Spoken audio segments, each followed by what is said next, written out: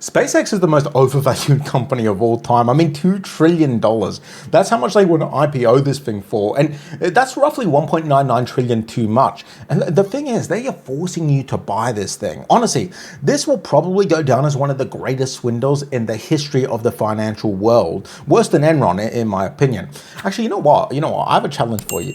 As I break down each level of this fraud, this thing, allegedly, I want you to tell me if there's any innocent explanation at all here. Tell me if I'm wrong. I honestly want to know if my conclusions are wrong, because I think it's overvalued. And why? Well, look, a lot of people make the mistake of thinking SpaceX is just a rocket company. It was a rocket company. Now it's a rocket internet AI social media company. How does a rocket company become a rocket internet AI social media company? Well, it's simple. You have two profitable companies, SpaceX and Starlink, and SpaceX really isn't profitable, but we'll get to that in a second. Let's pretend it is for now. SpaceX launches rockets, Starlink launches satellites that beam down internet to people. It's actually pretty cool stuff, honestly. But then you have two really crap companies that are just burning cash. xAI, Grok. xAI is Grok. Grok is like the half-wit cousin at a family get-together in the world of AI. He's there because he's family, but nobody particularly likes him and he's actually kind of creepy. Then you have X, or Twitter. I prefer calling it Twitter, really. The social media cesspool that Elon accidentally talked himself into buying. That was so funny. See, Twitter was never consistently profitable, but instead of turning it around when Musk took control, he kind of kamikazed it into a volcano. So what do you do when you have two good companies making you a little bit of money and you have two very, very bad companies that are losing you 1 to 2 billion per month? You Frankenstein them together. Or you Frankenkrap them together, which is more fitting. We're going to go with Frankenkrap. That's what SpaceX is. And this is being valued at $2 trillion. Look, I admit I'm not a smart, fancy Wall Street guy doing mergers and calculations on companies' values, but I just don't see how losing 1 to 2 billion per month gets you to a $2 trillion valuation. So I decided to dig into the actual numbers to see if I could figure out what the fancy quants on Wall Street see in SpaceX that I don't. And this is going to get very interesting because I'm about to break down the true value of this Frankenkrap. Then we're going to talk about how you can avoid being forced to buy it, because that's what they're trying to do. Look, I'm not saying don't buy it, by the way. This is not financial advice. You decide if you want to buy it or not. You do what you want. I just don't want you to be force-fed this stock. So what is the value of SpaceX, the rocket company? Look, SpaceX did around 19 billion in revenue in 2025, and they are profitable if you look at the EBITDA.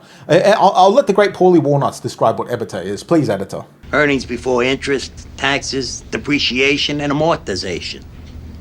Gives the true picture of a company's profitability.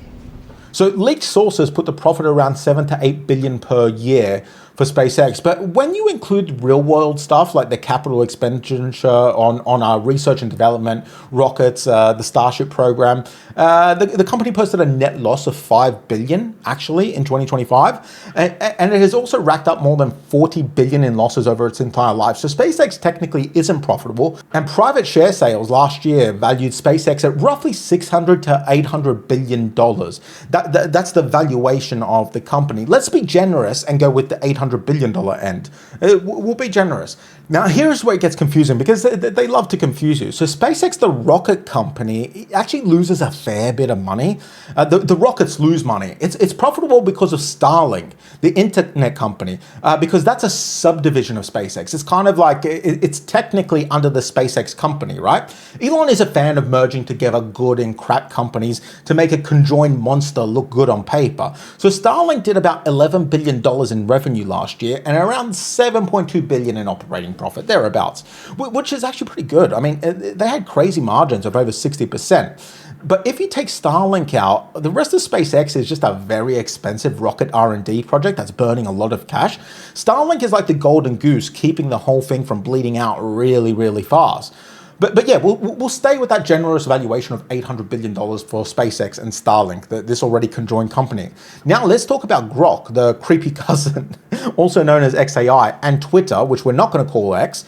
So I think it was March of 2025, xAI purchased Twitter So now it owns Twitter and Grok. So on paper, XAI is worth $80 to $100 billion, right? In reality, though, it's burning around $1 to $2 billion per month, depends on who you ask. The IPO paperwork shows that XAI lost about $6.4 billion on just $3.2 billion of revenue last year. But some people say that those are dressed up numbers. You know, they did some creative accounting, Enron, allegedly. But look, we don't know.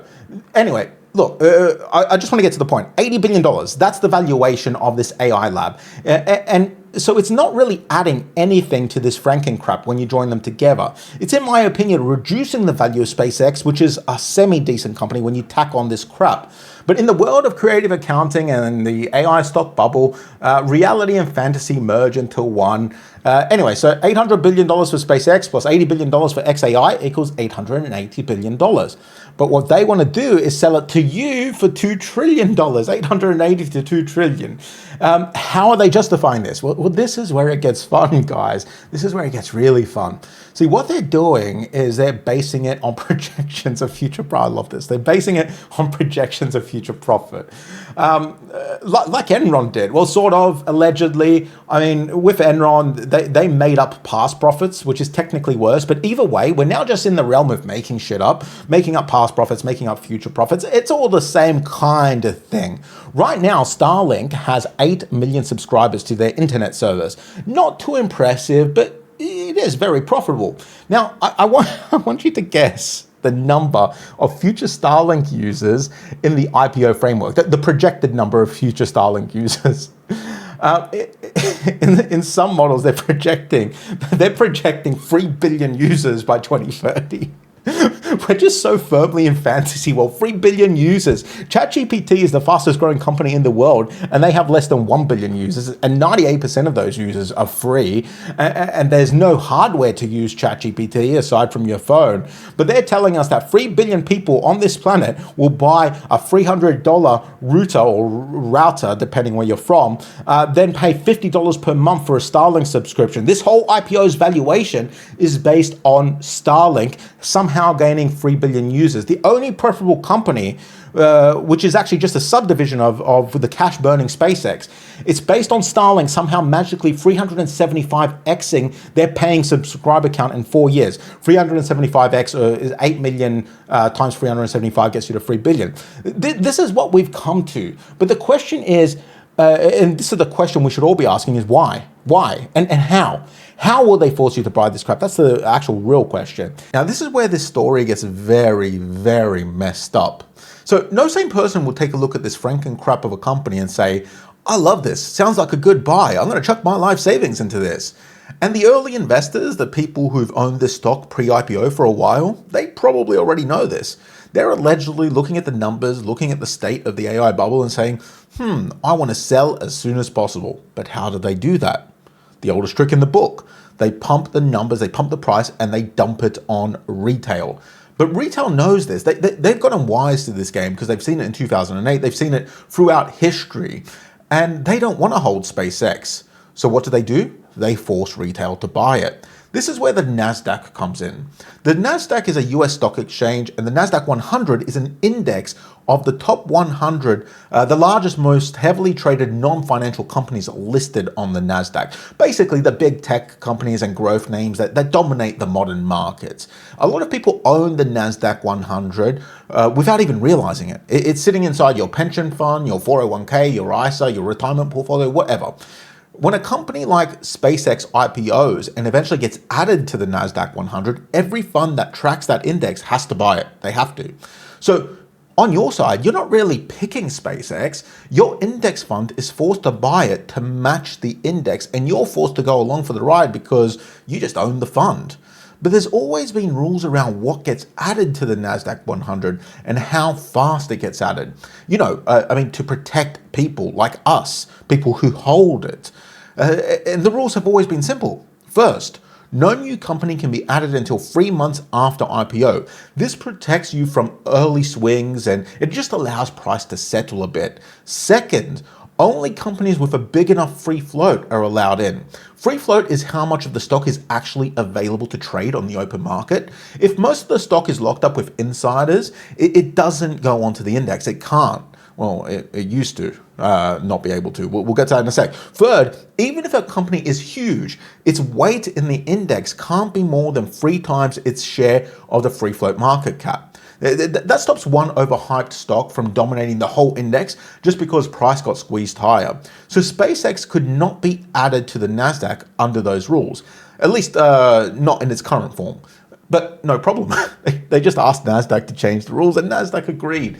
It's also absurd. It's such a scam. And that's not even the worst part, by the way. We'll get to the worst part. But yeah, the rule changes. Let's talk about those. Rule 1 about the 3-month wait, they changed that to 15 days.